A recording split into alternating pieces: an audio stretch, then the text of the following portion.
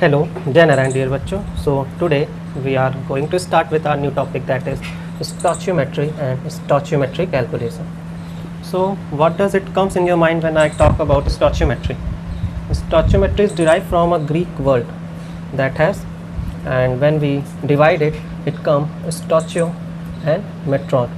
Stoichio means elements and metron means calculation. So we can roughly say that the stoichiometry thus deals with the calculation of masses of the reactant and products which is involved in any chemical reaction. Is it okay? So stoichiometry ऐसी calculation और reactant and product के मास को involve करती है जो किसी भी chemical reaction में इन्वॉल्व होती हैं. सपोज चलिए हम इस पर एक एग्जांपल के द्वारा इसको समझते हैं. If 16 gram of methane is burn, find mass of CO2 produced.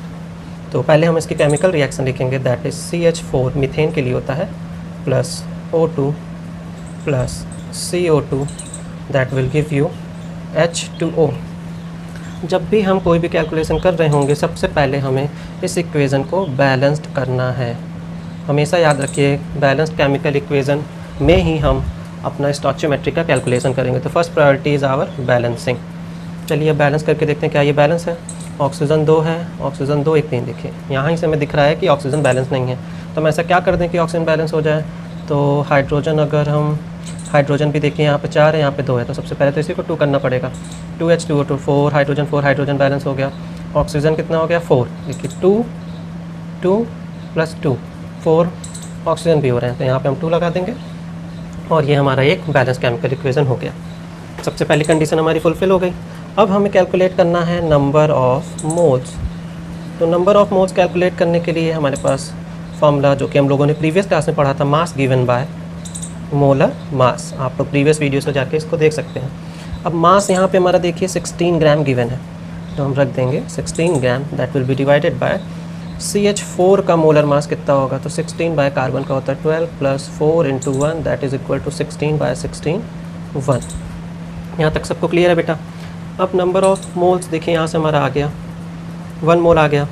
अब हमें जो निकालना है, क्या निकालना था, मास फाइंड करना था. देखिए अब हम यहाँ से भी देख सकते हैं कि जो CH4 है, मीथेन है ना, 16 ग्राम ऑफ मीथेन, इसको जब मैंने जलाया तो कितने अमाउंट CO2 प्रोड्यूस होगा मुझे यहीं से क्लियर हो सकता है. आप देख रहे हैं ये कितना है, ये 1 मोल है. ये 1 मोल है तो ये भी 1 मोल ही प्रोड्यूस होगा. CH4 अगर मैंने जलाया तो 1 मोल CO2 भी प्रोड्यूस होगा और 1 मोल हमने यहाँ पे CH4 का निकाल लिया. दैट इज़ कितना आ गया, नंबर ऑफ़ मोल्स 1. अब हम CO2 का अगर निकाल लें तो क्या हो जाएगा, number of moles of CO2 that will be equal to number of moles निकाल लेना. तो ये किसके इक्वल था, CH4 के इक्वल था नंबर ऑफ़ मोल, जो कि हमारा 1 आ चुका है. यहाँ पे हम लिखेंगे मास गिवन और इसको डिवाइड कर देंगे फिर मोलर मास ऑफ CO2 से. मोलर मास ऑफ CO2 हम कैलकुलेट करेंगे. मास गिवन तो पता ही नहीं है. मोलर मास हमारा कितना हो जाएगा, 12 होता है आपके कार्बन का और 2 है मॉलिक्यूल्स ऑक्सीजन के 2 इंटू 16 और नंबर ऑफ़ मोल्स मेरा 1 आ चुका था पहले से, तो 1 रख देंगे. Is equal to x by 12 plus 2 into 16 कितना हो गया 32. तो यहाँ से हमारी जो x की वैल्यू आ गई वो कितनी आ गई, 44 ग्राम प्रोड्यूस होगा क्या, CO2. अगर आप और सिंपल देखना चाहें तो इतनी कैलकुलेशन ही नहीं करनी थी हमें. देखिए यहीं से डायरेक्ट आ जाएगा आपका आंसर. वो कैसे आएगा देखिए ध्यान से.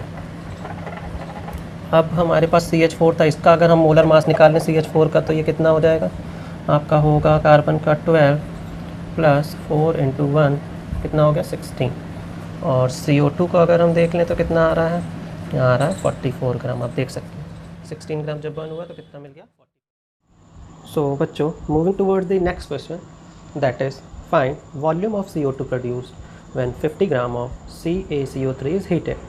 सो हमारा फॉर्मूला जो था हम लोग पहले से पढ़े हैं, that is number of moles is equal to mass given divided by molar mass. और ये किसके इक्वल हो जाएगा, आपका जो मास है वो देखिए कितना दिया, 50 ग्राम दिया. तो 50 divided by molar mass of CaCO3 ये कितना होता है 40 प्लस 12 प्लस 16 मल्टीप्लाइड बाय 3. इसको जब हम लोग कैलकुलेट करेंगे तो ये आ जाएगा 50 divide by 100 that is equal to 0.5 moles. Number of moles देखिए मेरा मिल गया 0.5 मोल्स. अब हम इसको सिंपली फॉर्मूले पे रख के अपना नंबर ऑफ़ मोल्स कैलकुलेट कर सकते हैं। एक और जो मेरा फॉर्मूला था वो याद होगा आपको, प्रीवियस क्लास में मैंने आपको बताया था, नंबर ऑफ़ मोल्स अगर वॉल्यूम गिवन हो तो हम क्या यूज़ करते हैं, number of moles that will be equal to volume given by 22.4 litres. तो नंबर ऑफ़ मोल्स मैंने जो निकाला 0.5 that will be equal to volume मुझे पता नहीं है और 22.4 लीटर से इसको डिवाइड कर देंगे। तो यहाँ से आपका ये 11.2 लीटर्स आ जाएगा और ये क्या है, CO2। 11.2 litre CO2 will be produced. तो बेटा यहाँ तक आपको क्लियर हो गया होगा। बहुत ही सिंपल मैनर में देखिए मैंने इस एग्जांपल को आपको कैलकुलेट करके इसका आंसर दिखाया। चलिए अब नेक्स्ट स्लाइड में मूव करते हैं। सपोज़ आपके पास क्वेश्चन आ गया, find the mass of CO2 produced when 5.8 gram of butane is burn. अब ब्यूटेन को हम जला रहे हैं तो सबसे पहले हम इसका केमिकल इक्वेशन जो होता है वो लिखेंगे। तो ब्यूटेन होता है हमारा C4H10। इसको बर्न कर रहे हैं तो ऑक्सीजन के प्रेजेंस में बर्न होगा O2 और आपका ये जो प्रोडक्ट देगा वो कार्बन डाइऑक्साइड मिलेगा प्लस हाइड्रोजन। अब हम देख सकते हैं कि यहाँ पे कार्बन 4 है बट यहाँ पे कार्बन 1 है, तो it is an unbalance chemical equation. तो इसको हमें सबसे पहले क्या करना है, बैलेंस करना है।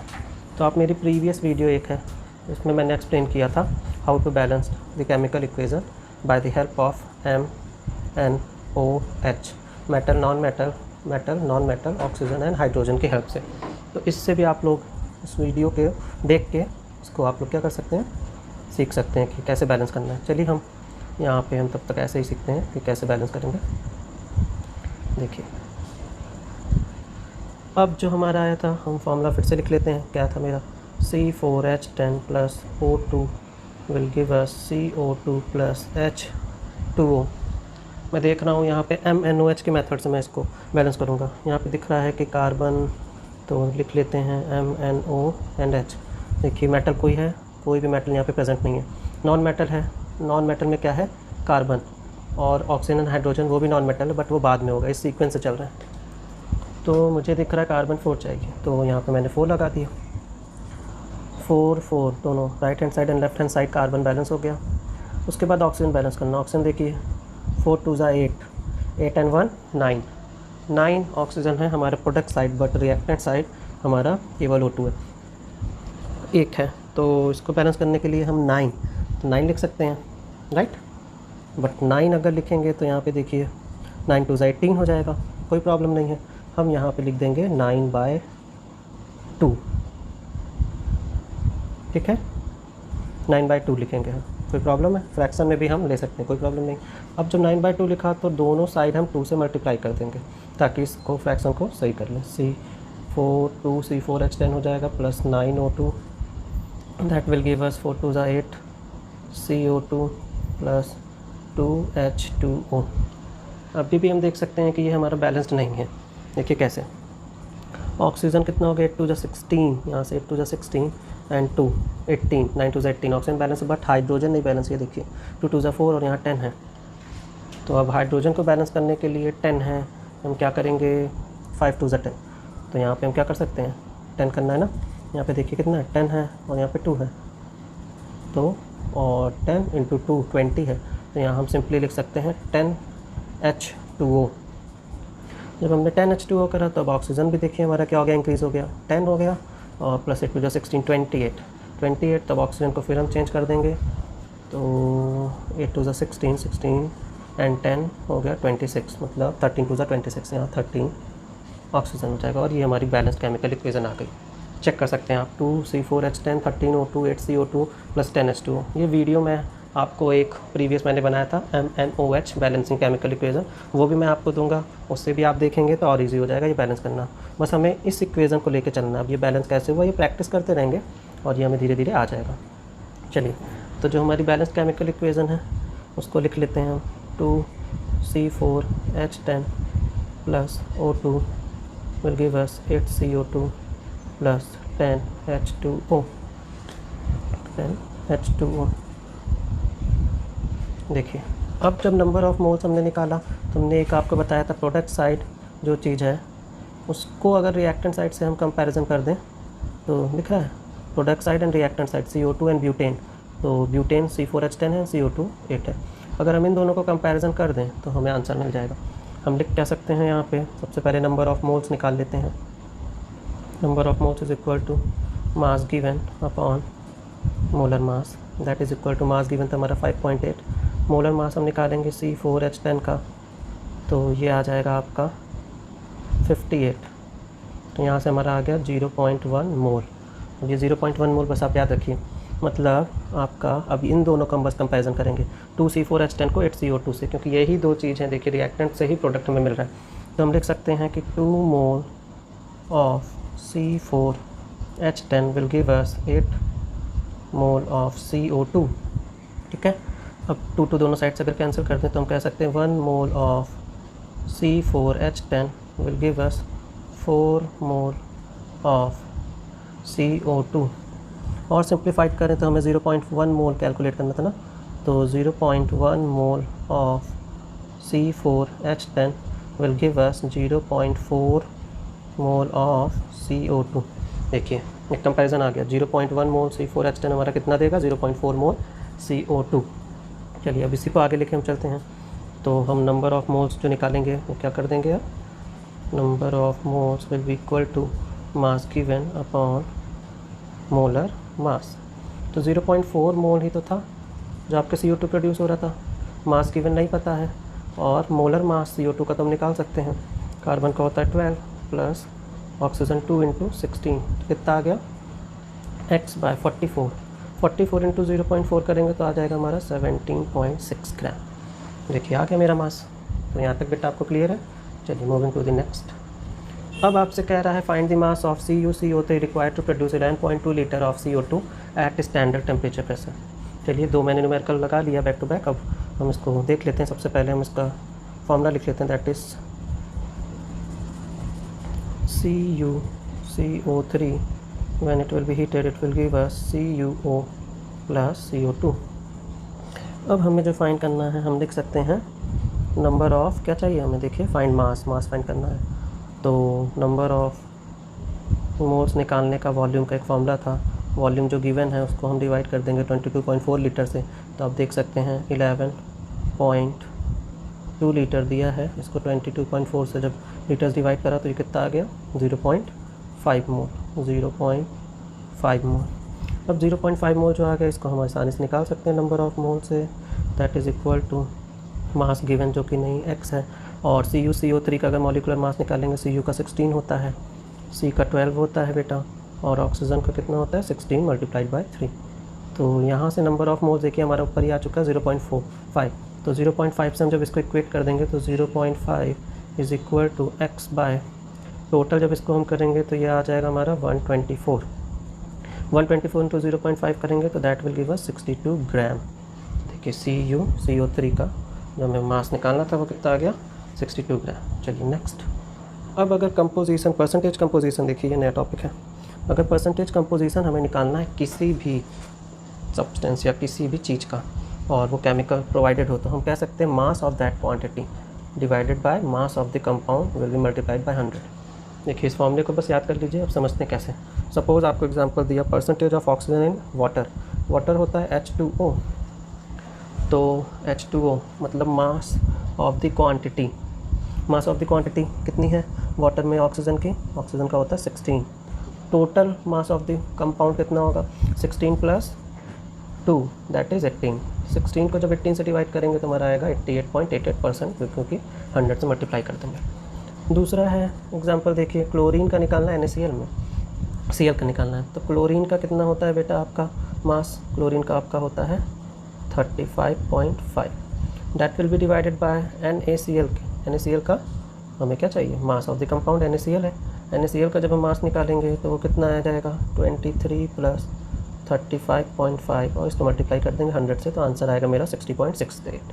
ओके चलिए लास्ट देख लेते हैं। ऑक्सीजन का निकालना है H2SO4 में, तो H2SO4 मतलब 4 इंटू 16 ऑक्सीजन हो गया, और mass of the compound total का तो 2 इंटू 1 प्लस सल्फ़र का होता है 32 प्लस ऑक्सीजन का होता है 16 multiplied by 4, that will B multiplied by 100। जब इसको हम कैलकुलेट करेंगे तो बेटा कितना आएगा 65.30%। सो बेटा यहाँ तक क्लियर है। चलिए नेक्स्ट पे आते हैं। अब molecular formula and empirical formula. दोनों में बेसिकली डिफरेंस क्या होता है, और ध्यान से सुनिएगा। देखिए जो मॉलिक्यूलर फार्मूला होता है ये बताता है exact number of different types of atoms which are present in any compound. Actual number कितने डिफरेंट टाइप्स ऑफ एटम किसी भी कंपाउंड में प्रेजेंट होते हैं वो मॉलिक्यूलर फार्मूला बताता है हमारा। सपोज ग्लूकोज लिया, ग्लूकोज का फार्मूला होता है C6H12O6। तो आप देख सकते हैं कार्बन 6 प्रेजेंट है, हाइड्रोजन 12 प्रेजेंट है, और ऑक्सीजन 6 प्रेजेंट है। ये मॉलिक्यूलर फार्मूला है ग्लूकोज का। बट अगर हम बोले एम्पेरिकल फार्मूला बताइए, तो एम्पेरिकल फार्मूला की फर्स्ट डेफिनेशन देखते हैं। एम्पेरिकल फार्मूला जो होता है रिप्रेजेंट करता है सिंपलेस्ट होल नंबर रेशियो, जो वेरियस आइटम्स आपके किसी भी कंपाउंड में प्रेजेंट है। चलिए ग्लूकोज का सिंपलेस्ट होल नंबर जब हम निकालेंगे तो आपको दिख रहा है 6 कॉमन है इसमें। 6 कार्बन में भी है, हाइड्रोजन में भी 6 है, एंड ऑक्सीजन में भी 6 है।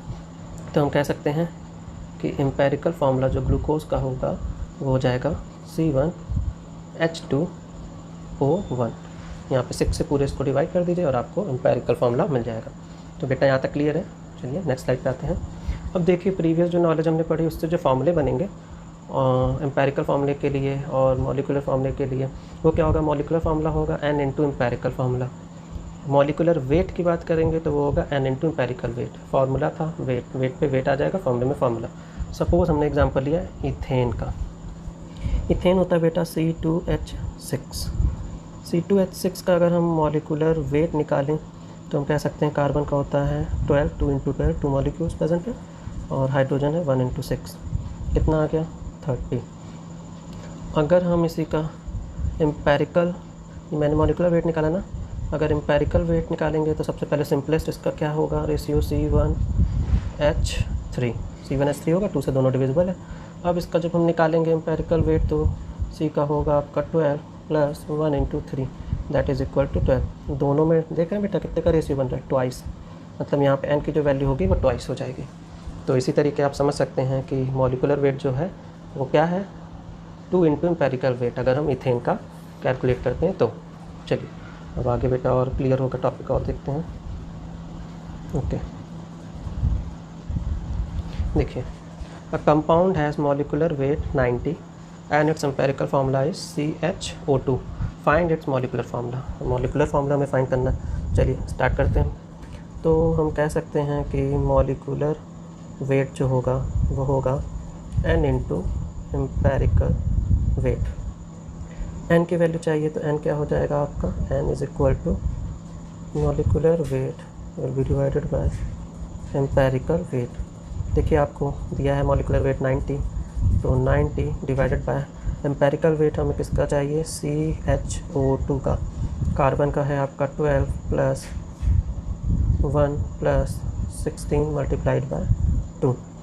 जब इसको कैलकुलेट करेंगे तो 90/45 आएगा, दैट इज़ इक्वल टू 2 आ गया। अब हम मॉलिक्यूलर फार्मूला ईजिली निकाल सकते हैं, तो हम पुट कर देते हैं मॉलिक्यूलर फार्मूला पे। Okay, so now it will be very easy to calculate molecular formula, that is equal to n into empirical formula, and n calculate हो गया था, 2 आया है, तो n will be equal to 2 into CHO2 that will give us C2H2O4. molecular formula is C2H2O4. Now coming to the next slide. So question is, a compound C is having 40%, hydrogen 6.7% and oxygen 53.3%. We have to calculate molecular mass. Molecular mass is provided 60. We have to calculate molecular formula.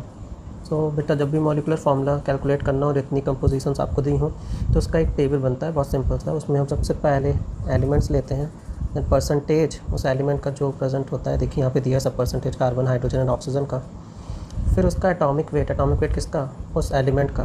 Then atomic ratio निकालेंगे, atomic ratio हो जाएगा आपका percentage divided by atomic weight, and उसका simplest ratio निकाल लेंगे। तो हमारा यहाँ से क्या निकल आएगा, हमारा सिंपलेस्ट रेशियो आ जाएगा। सिंपलेस्ट रेशियो जब मिल जाएगा तो molecular formula is equal to n into empirical formula से निकाल लेंगे। चलिए कैलकुलेट करते हैं। तो एटॉमिक वेट कार्बन का कितना होता है, दैट इज़ 12, और हाइड्रोजन का 1 एंड ऑक्सीजन का 16।